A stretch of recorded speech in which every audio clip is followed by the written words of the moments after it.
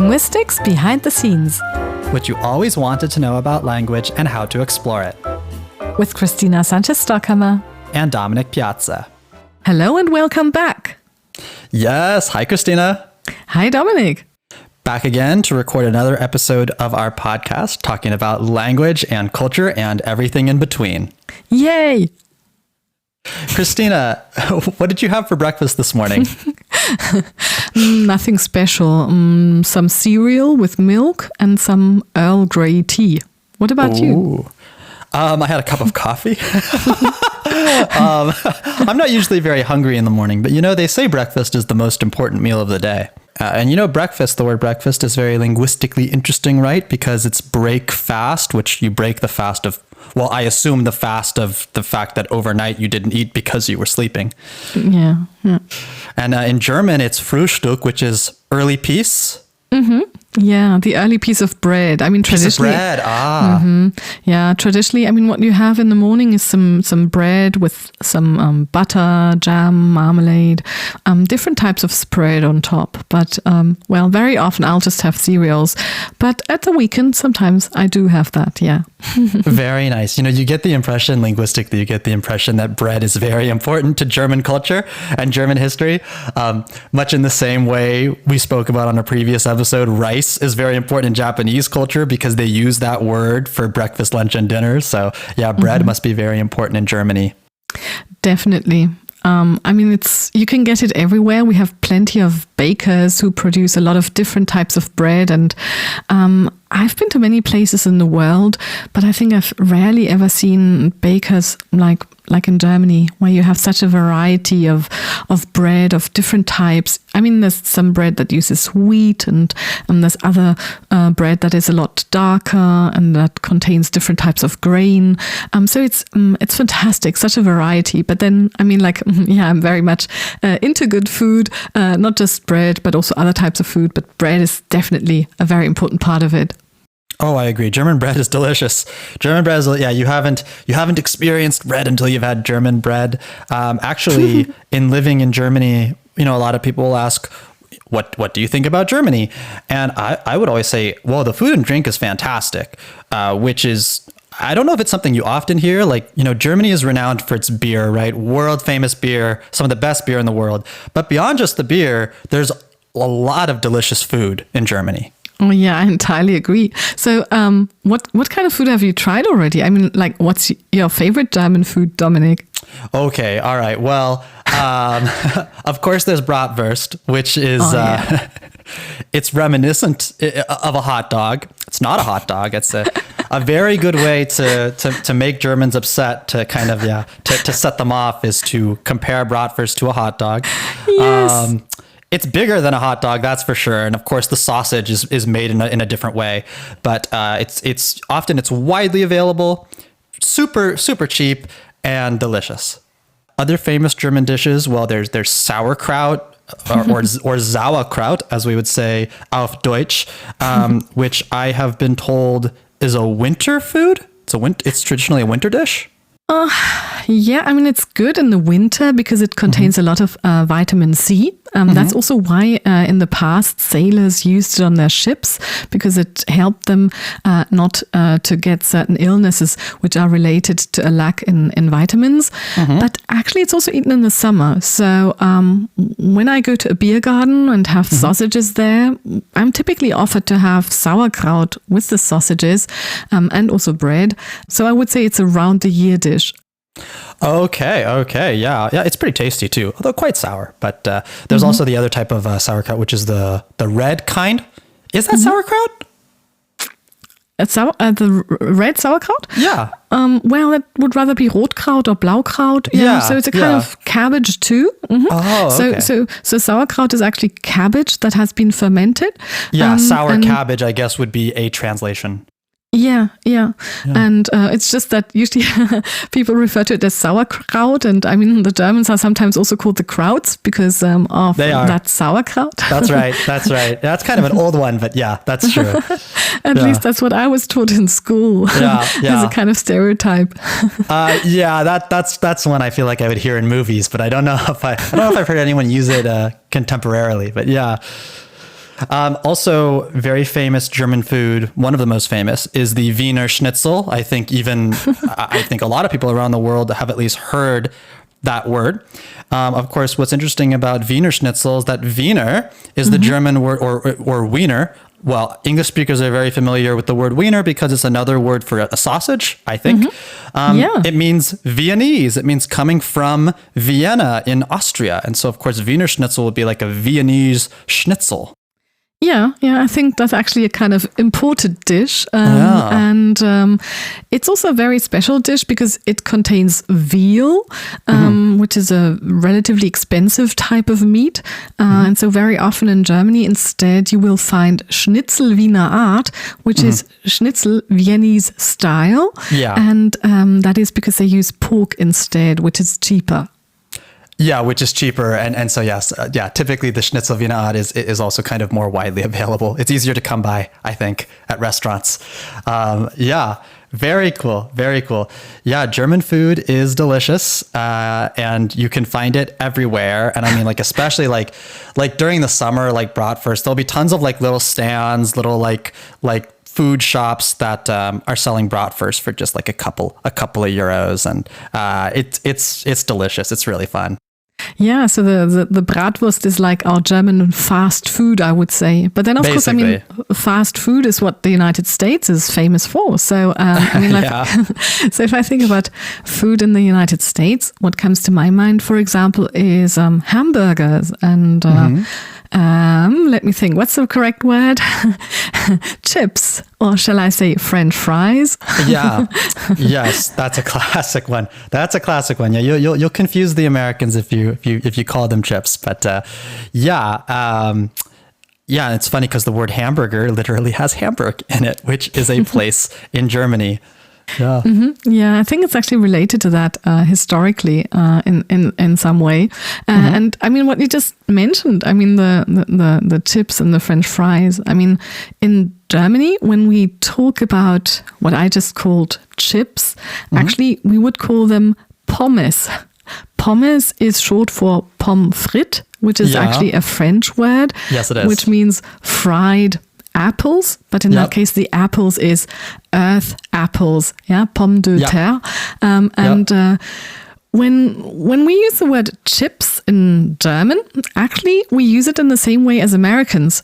I think, French fries is something, or just fries is something that people might more easily say in Germany, because we find it very hard to kind of distinguish the chips and the crisps. Oh yeah. Okay, that makes sense. And French fries is a really interesting name because you might think it's a misnomer because they don't originate from France. But my understanding is that actually the Americans first had them in Belgium. I think Belgium's actually kind of famous for its fries. Yeah. And of course they were in the French speaking part of Belgium. And so because the people there were speaking French and they were serving these fries, I think maybe they mistook that. Well, they thought, maybe it's a French dish if they're speaking French. So it's not a total misnomer because it does originate from a French speaking place, but they're not from France. Yeah, exactly. But that's what happens with these dishes. They could go back centuries, millennia. It's hard to pinpoint an exact origin, especially when modern nations didn't even exist back then. And so sometimes there'll be fun little rivalries or like fights over like who a certain dish belongs to or who it originates from. Yeah. But I mean, I suppose there's no point in it. I mean, there's certain things that are very hard to trace back to their inventors, and I mean, I think there's a lot of dishes that people just prepared all over Europe, for example, for a very long time. And I mean, the fact that boundaries are now drawn in one particular way or in another one is not very helpful in discussing where they come from. I totally agree. Unless the dish is a really recent invention, and then it's easy to pinpoint it down. There are some funny examples like German chocolate cake. German chocolate cake is one of my favorites. You would think maybe it's chocolate cake originating from Germany, but actually it was invented by an American named Samuel German. And in fact, it was often called German's chocolate cake before eventually becoming German chocolate cake. Another famous one is the Caesar salad, which when you hear Caesar, you associate it with Julius Caesar. Yeah. Has nothing to do with Julius Caesar. It was invented, I think, in Mexico about 100 years ago by an Italian immigrant in Mexico whose name was Caesar Cardini, I think. That's so cool. I didn't know that. And I didn't know German chocolate cake because I thought you were just referring to the chocolate cake that you're having in Germany now. So it's a real thing. It's a kind of special concept then. It's a specific type of cake. Yeah, type of cake. Yeah, invented by like an American chocolatier whose name was German. Yeah, I love that so much. But you know, on this topic of gastronomy, which is a word I hear Europeans use a lot. Now, of course, food is so extremely closely connected to culture. It's easily one of the core elements of culture, if not maybe like the most important core element of culture. And of course, very closely connected to culture is language. So yeah, Christina, what do you think about how language and culture and food are intertwined? Is this something you've ever thought about? Yeah, I have. I actually did some research on that. But I have to say that there's currently a lot of research going on language and food in linguistics. And I mean, there's many ways in which you can combine language and food. I mean, think about when you go to a restaurant. I mean, there's a menu with the different dishes that you will be served. And the cook, will presumably be using some recipes from a cookbook. And I mean, someone who's tasting the wine will use very special kind of wine tasting vocabulary and talk about an elegant taste or an earthy taste and things like that, you know. So there's many different ways in which language and food come together. And the one I'm particularly interested in is recipes, because I mean, recipes are so important. Yes, I totally agree. Oh, there's a lot there. I mean, first of all, with groceries, I did not know until I came to Europe that the British do not use that word so often. I mean, they do use it, but not with the frequency that Americans do. Although I really like groceries and grocery stores and grocery shopping because it's very specific. Because if you were just to say, I'm going shopping, I might think you're going to the mall to buy some clothes or other things like that. But I wouldn't think that you're buying food. But if you're going grocery shopping, you're specifically buying food. Yeah, I like that. You also mentioned the word menu, which when I got to Europe, I learned that the Europeans, they use that word a little bit differently. Like whenever you're at, usually it's like a fast food or like a casual type restaurant, you'll like have like an a la carte item, and then you'll have the menu, which is what I think the Americans would call the meal or the combo or the meal deal, right? Which usually has a drink and maybe an entree, like a side, something like that. So that very quickly confused me. Like, do you want the menu? And the menu is just the meal. Yeah, that's what I'm completely used to. So to me, that use is of course normal. I do adjust to that. It's pretty consistent across the different European languages, not just German, but I think I also saw it in French and Italian, maybe in other languages. Yeah, that's true. Yeah, well, that's true.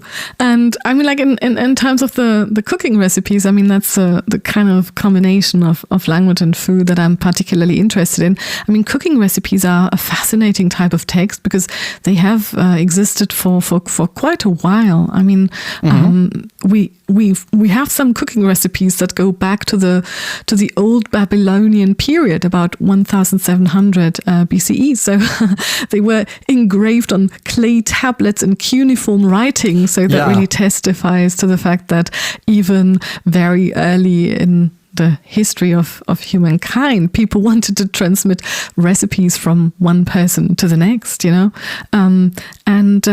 but still, I mean, at the time, probably they were not exactly like today. So, I mean, when I cook, I mean, I sometimes use cookbooks, but very often I will actually just use online recipes. What about you, Dominic? Oh yeah, well, I like what you said about those early recipes, like cuneiform, right, which was a very difficult type of writing because you actually had to like press into like a clay tablet, which I think was quite strenuous, and so they weren't really writing all that much. I think some of the earliest human writing, well, it's either business records or recipes. So what does this tell you about some of the early civilizations? It tells you that business and food were of foremost importance, and maybe not a lot has changed in the several thousand years since then. Yeah, food is still really important, at least to me. I mean, and as is conducting business. Yes, very true, very, very true. And yeah, with recipes, I of course I get them online. Buying a cookbook sounds very quaint. It sounds very nice. Like it sounds like a fun kind of a novel experience, but it's so much faster to just look up a recipe online, and I have a bunch of options and I can find exactly what I want. Maybe these days I might even ask ChatGPT. That's true. That's true.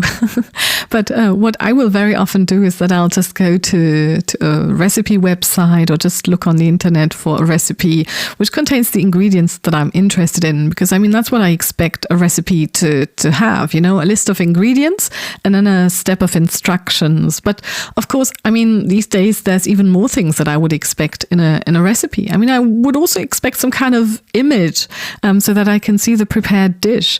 But if you look at older recipe books, then you will notice that obviously they don't contain any photographs, but not even any drawings. And so what you will have is just like the title, the ingredients, and then the stepwise instructions. At least that's what you find in the traditional German cookbooks.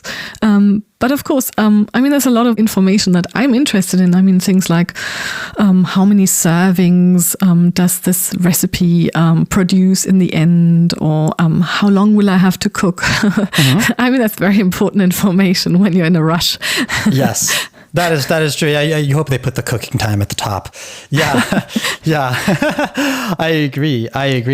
And this word recipe, I think, is very linguistically rich, related to the word receipt, which and all of them derive from Latin to receive. Right, to receive, to get something, and I think sometimes this, well, at least with English, with recipe and receipt, it can maybe cause some confusion for English learners. Yeah, it does. It does. I mean, because the recipe is the thing that you use for cooking, and the receipt is what you get in a shop when you pay. Yep. But it gets even more difficult for Germans because we have the word Rezept, which means recipe, but it also means a prescription. So when you go to the doctors, you will receive a Rezept there as well. So this word field is really very, very tricky for learners. But it does have a connection to English because at least in the United States, maybe the broader English-speaking world, but in the United States, a very, very common symbol for pharmacies and for prescription medication is RX. I think like any American will know RX. And this RX actually derives from the Latin for recipe, for to receive. And it makes a lot of sense because you think about doctors long ago would actually make the medicine themselves, right? Well, I'm talking about a long time ago. They would actually make the medicine, right? So it kind of makes sense that there would be a recipe involved. But then at the same time also, if it's Latin for to receive, well, you receive a medicine, you receive a medication, you receive a prescription. So it makes sense linguistically. Yeah, and I mean, it also makes sense. Even now, sometimes you will get a recipe for the pharmacist who will then produce, for example, a certain ointment for you in a specific way. So, oh yeah, so it does happen. Sense. Yeah, how cool, how cool. Yeah. But if we come back to the recipes, the cooking recipes, then you will notice that these are also very characteristic with regard to their language, and sometimes this is also exploited in a humorous way. So it's a bit cheesy possibly, but sometimes people will produce a recipe for a happy life or things like that for someone's birthday and say, oh yeah, well, 5 cups of love, 5 cups of kindness, 3 cups of gratitude, mixed together thoroughly and topped with smiles and laughter and things like that. And you notice immediately it's supposed to be a recipe, right? Because it's got these different parts. It's got this kind of list of ingredients, and it's got these different steps, these directions that you have to perform. But of course, there's even more going on. Yeah, that's exactly right. Yeah, don't forget made with love, a very common made with love. Although curiously, if you ever, take something that was made with love and you look on the package at like the government mandated label with all the ingredients, love is never on the list of ingredients. So I don't know what this means. Maybe this means the government does not officially recognize love as an ingredient. Unfortunate. Or you could also say that love is everywhere, so you don't have to mention it, just like air, because sometimes, for certain products, you will also use air and pump it into the food to kind of blow it up. And of course, I don't think that they mention air there either, so probably love is a bit like air. Love is in the air, Christina. Oh, that's beautiful. And in German, we also say von Luft und Liebe leben, so to live of air and love. When you have very little to live on. Well, I guess maybe that's all you need. Well, not exactly. You also need food and water. Yeah, that's true. yeah. Shelter would be nice too, but yeah. And clothing. And clothing okay, would come also, to think of it. Come to think of it, actually, humans need a lot of things beyond love and air, but love and air are a good starting point. And of course, for the food, you got the recipes that help you produce certain dishes. And I mean, if you look at the language of the recipes, then you also notice that there's something which makes them stand out, and that's the use of personal pronouns. Yes, yeah. Christina, this is actually something that I learned from you, because you actually looked into this kind of signature cookbook recipe language, and I had never noticed it before. But once I read your research, I realized you're absolutely right. There is a signature way that these recipes are written and phrased, and it's kind of unique to like recipes.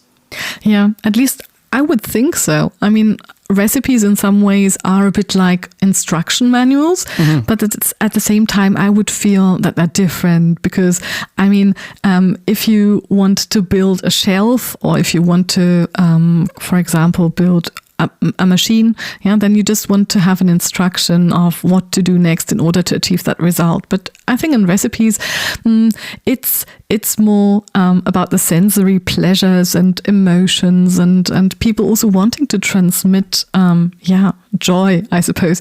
For that reason, probably I would expect that the recipes are different from instruction manuals. But if we look at how they use personal pronouns, then we find that actually there should be very, very few personal pronouns in recipes, far less than anywhere else in the language. And I mean, personal pronouns are words like I, you, he, she, it in subject position, so in the beginning of a sentence, or me, you, him, etc. in object position. And I mean, the idea wasn't actually mine. I found it in the literature, and I thought, oh, that's interesting. I would really like to test that. Yeah, it's a really cool idea because, like I said, before I looked at the research, I didn't realize how interesting it was. Once I saw some of the examples, I realized like, oh yeah, there's just a way, like there's a type of language, and when you use this type of language, like, oh, this is a recipe. It's really kind of a cookbook thing. Yeah, and I mean, if you think about the cookbook thing, just to give an example, so it's an instruction, so it's directed from the author to the user of the recipe, instructing them to prepare the dish, and that's why you use an imperative, and you will say something like, preheat the oven to 200 degrees, and you don't say, you preheat the oven. I mean, usually in the beginning of a sentence, you will have the subject, like I or you do this. but not when there's an imperative. So there's fewer opportunities for personal pronouns to occur in cooking recipes, at least in the beginning of a sentence, because, well, the slot is not filled. And it's the same in object position, because there's this very interesting convention to simply drop them. So instead of saying, wash the chicken and cut it into pieces, people who write cooking recipes will often write, wash the chicken and cut into pieces. And I think that part is really very characteristic of recipes and found less in other types of instruction manual. So when you have something that is repeated in a text, so in this case the chicken, typically you use a personal pronoun like it or he, etc. to refer back to it. But if you simply drop that in a recipe, again, it means there will be fewer personal pronouns. And so in the end, it might be that there's no personal pronouns in cooking recipes at all. Yeah. And so what you just mentioned there, that's the most interesting part to me, because, it's a recipe is a set of instructions. It's written in the imperative. Of course it is. And so when, I expect it to be written in the imperative, I expect there not really to be any personal pronouns at the beginning of the sentence. But the lack of personal pronouns in the object position, that's what I really find the most interesting. And that's what seems to be kind of unique to recipes. And it's an odd type of language. It's a type of language you really don't see or hear anywhere else. Yeah, absolutely. And so as a linguist, I mean, my impulse is I want to find out more specifically whether this is the case or not. So are there no personal pronouns in cooking recipes at all? Or are there some? And if yes, if there are some, well, how frequent are the different types and what kind of function do they fulfill? And in what parts of the recipe do they occur? So do we get any personal pronouns in the ingredients, or do we get more pronouns in the instruction part? And well, I very often do corpus linguistics, so I thought the best way of finding out would be by just compiling a corpus. Yeah, a corpus. We've spoken about corpuses. I hope corpuses is the plural. No, it's corpora. Corpora. Oh, I knew it was corpora. It's a Latin derived word, a Latin word for body. There's also a word in English, core. We often use core. The Marine Corps comes to mind, but there are other types of core, right? It's a body or a unit or something like that. So a corpus is a body of text, a body of literature that people have very nicely compiled, and it allows you to search for trends in language. It's a very handy tool. Yeah, absolutely. Because you just use the material that is there. And by using texts that were produced with another intention, you don't influence the results.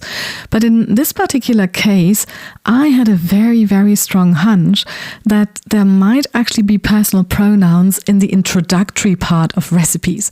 So very often in the beginning of a recipe, people will tell you where they got that recipe, or why it's a particularly good dish.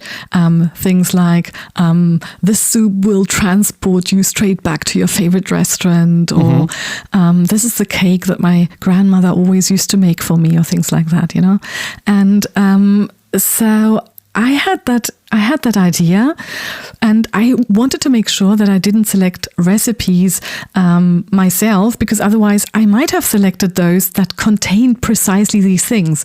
So I actually asked a student assistant, Melanie Braun, to select recipes for me, but I told her beforehand where to look. So there's a very important website, allrecipes.com, which is one of the most popular recipe websites in the world. And they have different sections for lunch or for soups or desserts and things like that.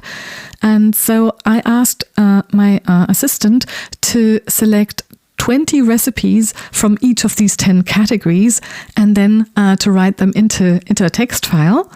And the nice thing about this website is that the recipes are from different users. So you will have a lot of different people writing these recipes. And I really wanted to see, if there's kind of general conventions regarding the recipes and not just one individual. Yeah, wow. Well, first of all, I'm impressed that you compiled, and your nice student assistant compiled your own corpus.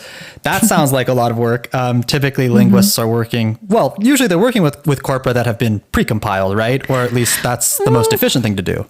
Oh, really? Well, yeah, it depends on what you want to do research on. I mean, if you want to look at the language in general, then it makes more sense to use one of the existing corpora, because producing a corpus that represents the English language is very, very, very much work. Yeah. But if you're looking at one specific type of text, like recipes or some other specialized kind of context, then actually very often we compile our own corpora. Oh, yeah, because you would have to, right? Yeah, because in depending on what you're trying to research, you have to do it. Well, that's a lot of work, but I'm very impressed, and I'd be interested in how these recipes differ, like across like different chefs. There are a lot of like celebrity chefs. Gordon Ramsay. I want to say Gordon Ramsay's the most famous, but I'm not sure if he's famous for the food he produces or if he's famous for his personality and his personal style. Yeah, I think famous chefs are a very interesting case in point. So we didn't look at anyone specifically there, but what we did is that we complemented these recipes by ordinary language users, just normal people publishing their recipes on allrecipes.com. We complemented that with 10 recipes each from 8 famous British chefs, because we also wanted to kind of have a bit more diversity there. And so these will be people like Jamie Oliver, Yotam Ottolenghi, or Nigella Lawson, and big names. Well, at the time when we compiled that corpus, we made sure that they were all still alive, that we had heard about them, and that they had a website with online recipes. And so we also got the recipes there from different domains like salads, pasta, or vegetarian. So altogether, that gave us 280 recipes, and then we searched those for the personal pronouns.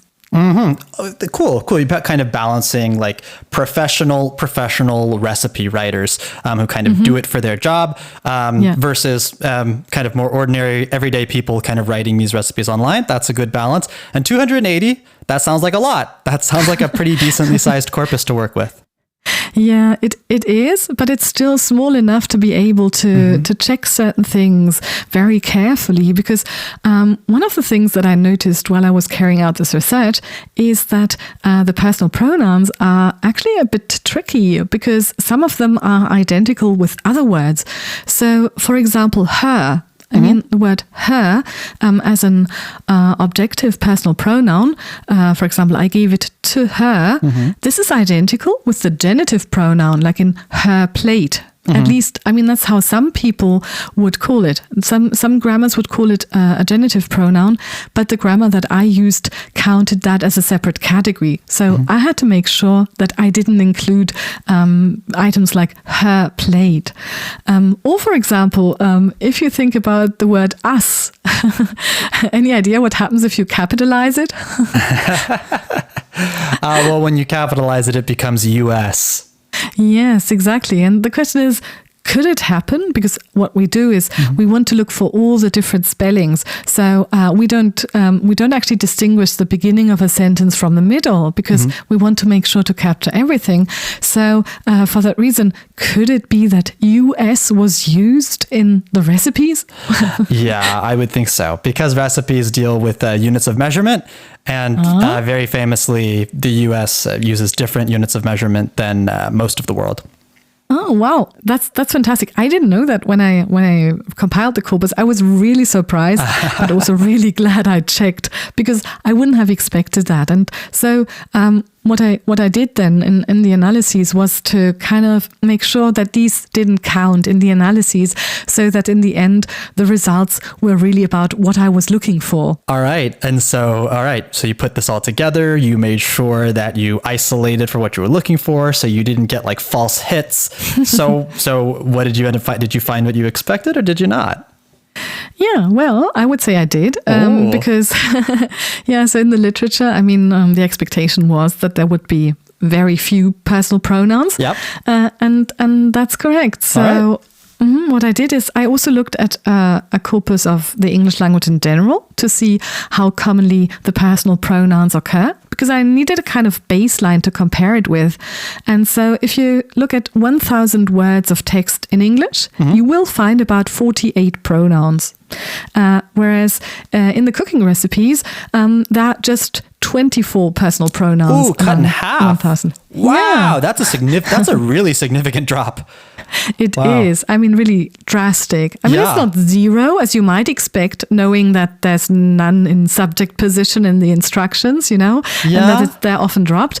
But still, I mean, it's far less. Yeah, obviously. but half. I mean, talk about statistically significant. Yeah, wow. And it gets even worse because most of the personal pronouns were in the introductory part and in the closing part. Of course they would be. And I mean, if you look at this introductory part, there you actually find that there's 52 personal pronouns per 1,000 words. So that's more than in the English language in general.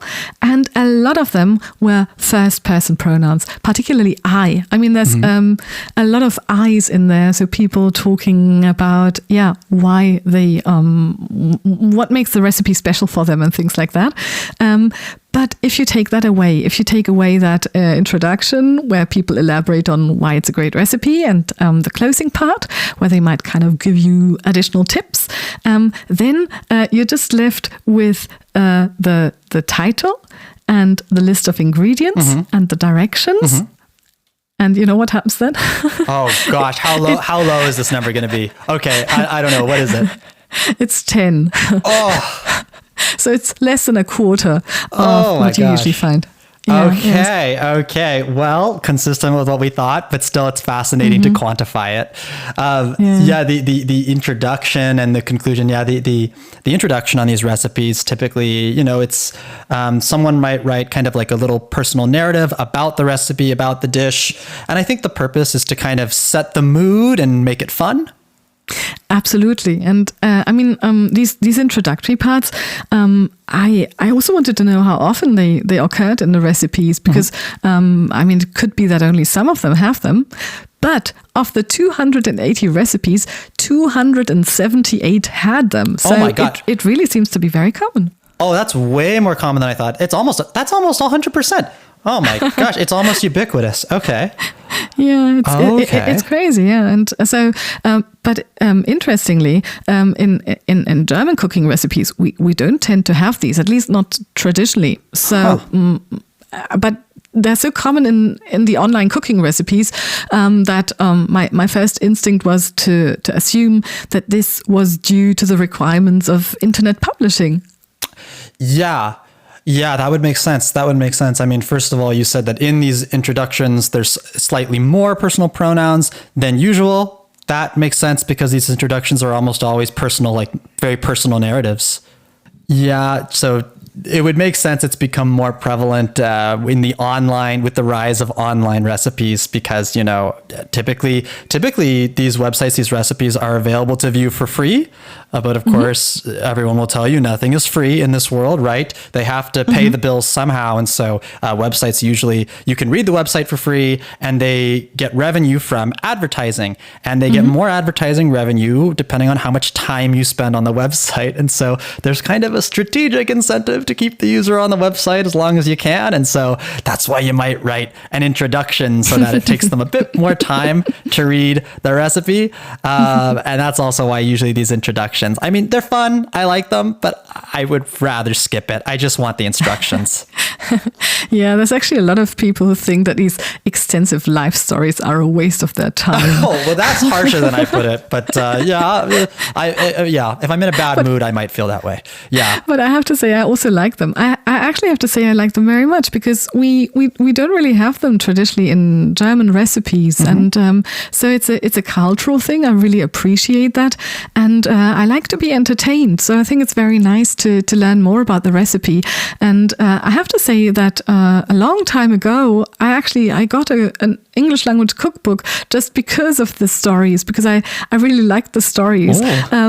But there's a lot of people online who will rather skip the will rather skip these live stories.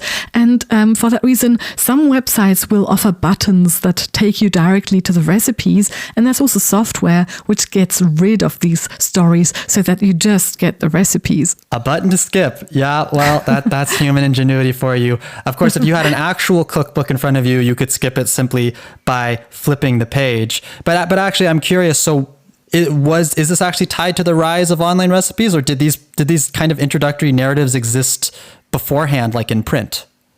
And that's also the question that I asked myself. And so I think it would be very interesting to do a detailed study of that. But what I did is to look at some cookbooks that I had access to. And actually, I found a very nice all-American cookbook from 1976. And there, the author really explains why the different recipes are related to the United States in front of each recipe. And so it's really very nice, also chatty and telling you something about a history. And so, I mean, that was very clearly before the internet. But I thought, okay, probably I can do better than that. Possibly I can go further back.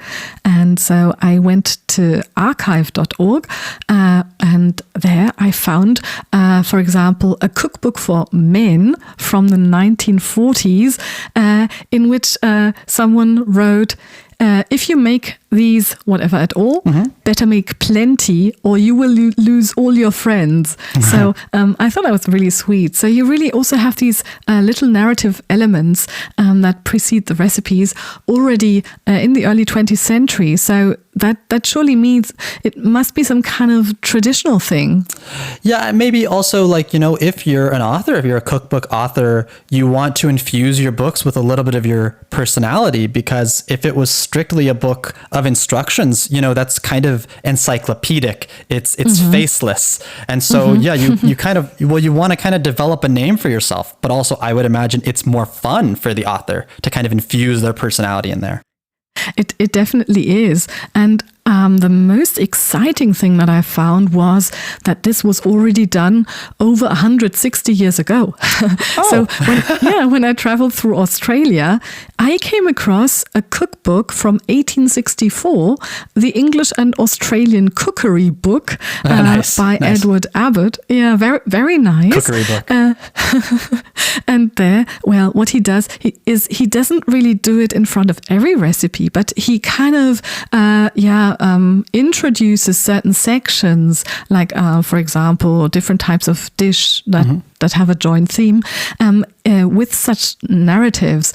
And there were things like, for example, in a recipe about apple dumplings, he says, "They are served with cream and white sugar. In truth, we hardly know anything better than a nice apple dumpling made properly." That's so quaint. Sweet. That's very cute. And at the same time, it's so similar to what you will find in modern recipes. Yeah. So that really seems to have been a thing for a very long time in the English language.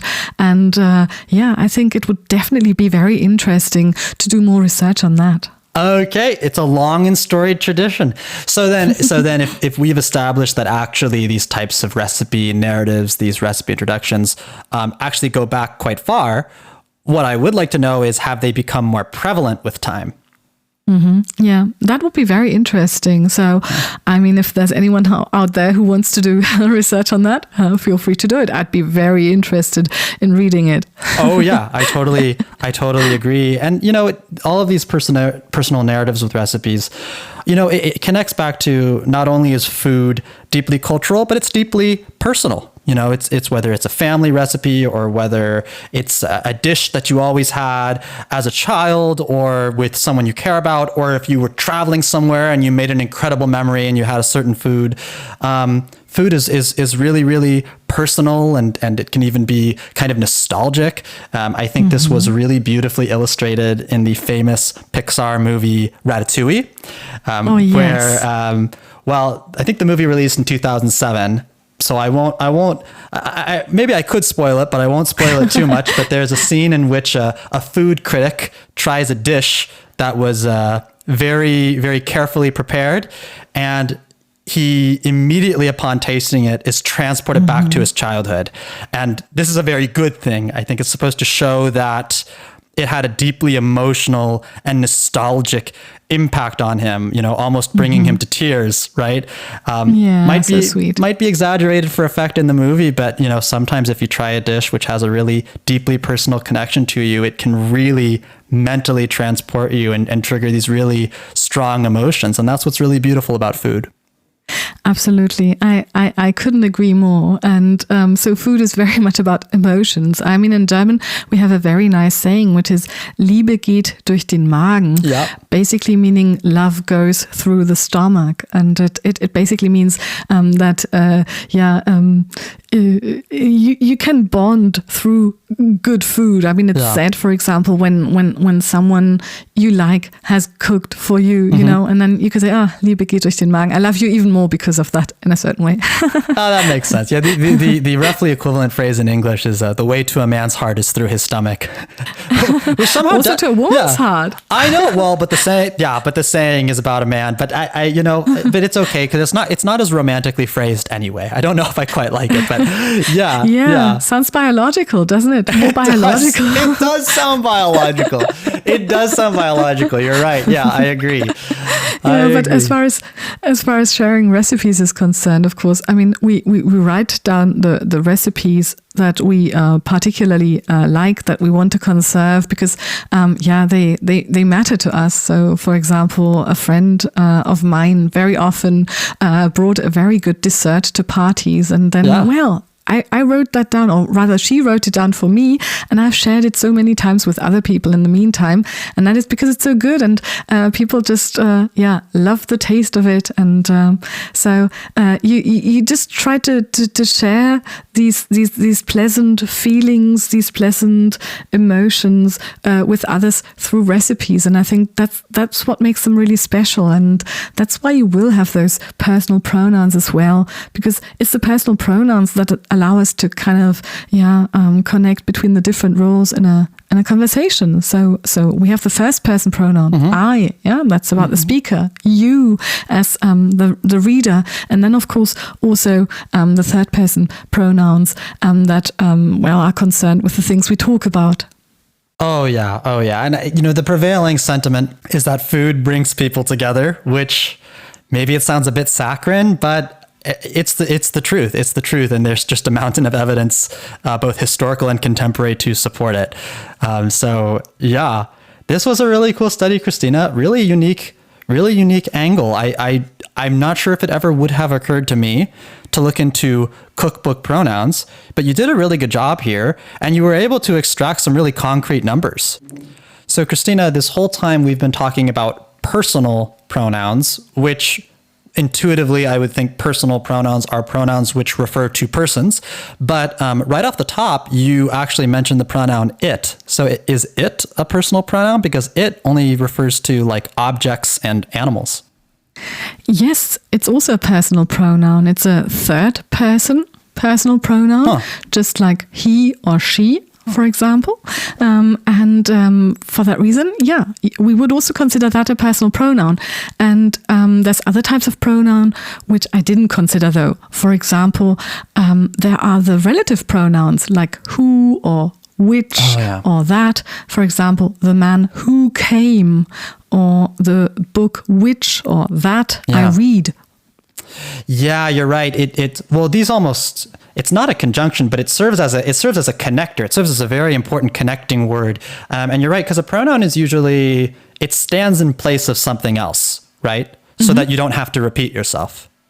Yeah, and that's the nice thing about the pronouns, because they create a cohesion in a text. They make a text hang together as a text. So when you encounter the word it in a text, then you can be relatively sure that, except in, let's say, a novel or a poem where they do it for the effect, this will not be the first sentence, because you need to be able to know what it is. And so you have to go back to find it. And that's also what we find in the cooking recipes. So it is actually a very common, it's actually a very common personal pronoun in the cooking recipes, one of the most common ones. But that is because it's not just referring to units, like when I talk about the chicken and it, but also because it's got different grammatical functions. For example, I could say, it's a lot of work to do this, but it's worth it. And none of the "it's" there really refer to any specified entity in the world. It's kind of more grammatical meaning. That's right. It's a grammatical placeholder, right? Because English sentences need to be complete. So you'll say, "It's raining outside." Well, what is it? Maybe it's the sky. I guess we could try to say it's the sky. Or it's sunny. What is it? Maybe the weather. Or and this is different across languages, right? In French, what I'm most familiar with, right? If you're saying it's raining, you would say "il pleut," which is he rains. I don't know who he is. And it doesn't really mean he, right? It's just a grammatical placeholder because similarly to English, in French, sentences always need to be complete. Yeah. And so, some languages require that. And so you have these personal pronouns that stand in and that sometimes fulfill a grammatical function. And sometimes you even find them in places where you didn't expect them. So what I really didn't expect in my recipe study was that I would also find some personal pronouns in the ingredients part. Oh. Because how can you put personal pronouns in the ingredient part? But I did find 12. For example, when someone says that they want to use 540 grams of white fish chunks and then say, "I like to use pollock." Specifying what type of fish they like. Or 10 new potatoes or whatever leftovers you have. Oh, okay. Yeah. That kind of like casual, kind of looser style. It kind of gives you the idea that maybe this isn't such a scientific endeavor. Maybe it's not so precise. It's just kind of whatever. Exactly. And so, the personal pronouns are not precise because they're there to be vague and to be kind of referring back to something that is more precise elsewhere. Yeah, and this is kind of one of the frustrations with cooking recipes in general, right? Is sometimes there's a bit of a lack of precision in terms of the amounts of something that you're supposed to put in, add a dash of this or add a bit of this. And it doesn't tell you how much to do. It's not science. What is it? Baking is a science, cooking is an art. Well, I might even venture to say both are art forms. Exactly. Those measurements, they can sometimes be very vague. But sometimes, Ottolenghi, for example, he always indicates very clearly how many tablespoons of what spice you're supposed to use. So I'm always very grateful for that because, of course, my intuition doesn't help me there. I first have to develop it, I would also be very grateful for that. Any specificity is always welcome when dealing with instructions, especially if I'm making something I've never made before. Then I'm really, I don't know what to do. I'm not certain of it. So, but Christina, all of this talk of food and recipes has made me hungry. This is for any of our listeners who may be hungry. This is a hazardous episode because it'll probably make you hungrier. This will stimulate your appetite. And give you food for thought. Food for thought, yeah. Well, I hope your appetite for knowledge has been sated in this episode. Or that it has whetted your appetite for even more. So stay curious, have fun with language. And join us next time on Linguistics Behind the Scenes.